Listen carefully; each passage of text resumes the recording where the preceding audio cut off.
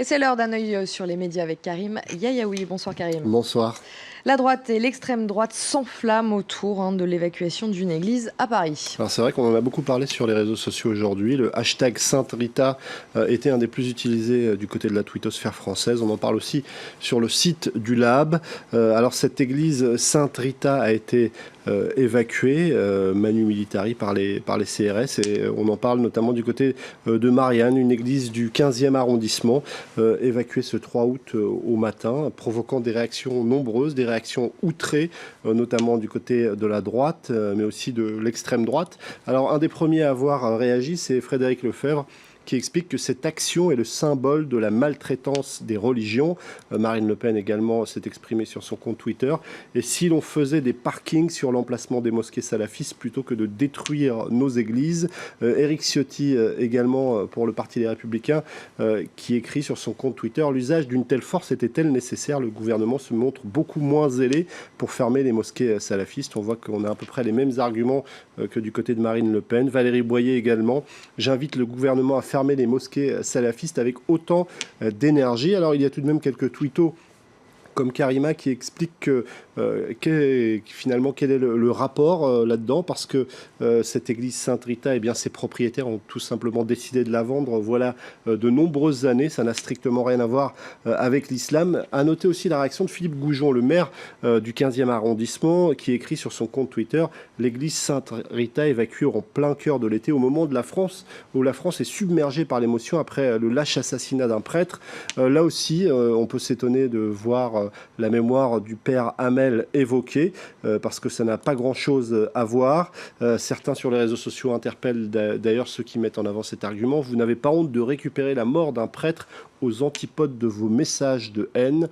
Alors le site de Ouest France lui explique que derrière tout ça, il y a beaucoup d'intox et beaucoup de récupération politique, puisque Monseigneur Dominique Philippe, qui officiait à Sainte-Rita jusqu'en mars 2015, explique qu'on se sert de la mort du père Hamel, alors que ça n'a strictement aucun rapport. L'opération était prévue de longue date, les occupants étaient au courant. L'église doit être démolie depuis plus de 2 ans, et les propriétaires de l'église l'ont vendue il y a déjà un petit moment.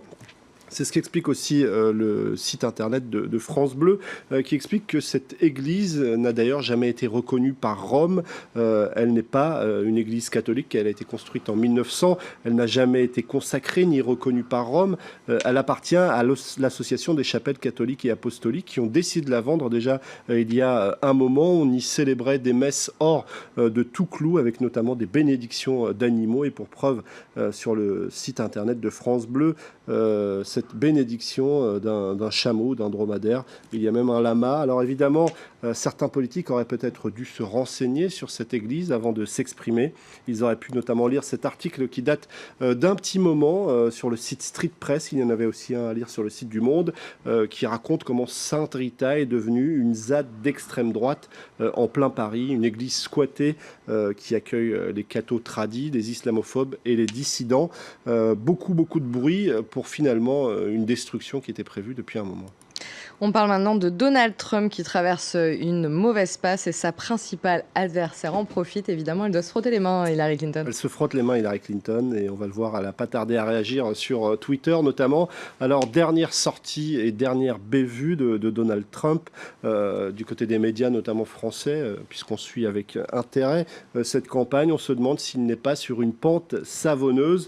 Donald Trump, eh bien, on l'a entendu il y a quelques jours, s'en prendre à la famille d'un soldat mort en Irak. Ça avait déjà suscité beaucoup de réactions. Certains trouvaient qu'il était totalement indécent. Cette fois-ci, il a remercié un combattant qui lui a offert une prestigieuse médaille, la Purple Heart, décernée aux soldats américains blessés ou morts. Et il a eu cette phrase, en tout cas il a confié en avoir toujours voulu une, mais c'est plus facile de l'obtenir comme ça lorsqu'on vous l'offre, évidemment.